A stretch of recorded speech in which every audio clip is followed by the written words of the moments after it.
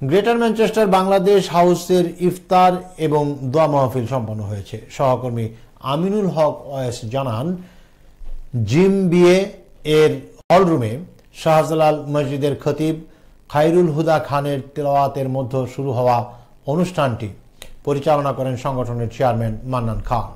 ইফতার পূর্ব আলোচনায় অংশ নেন সাবেক চেয়ারম্যান মাইনুল আমিন বুলবুল, আব্দুল নাসের ওয়াহাব, সাবেক কাউন্সিলর লুৎফুর রহমান সহ কমিউনিটির বিশিষ্ট জনেরা। এই সময় বক্তাগণ কমিউনিটির সার্বিক উন্নয়নে গ্রেটার ম্যানচেস্টারবাসীকে ঐক্য বজায় রেখে একযোগে কাজ করার আহ্বান জানান।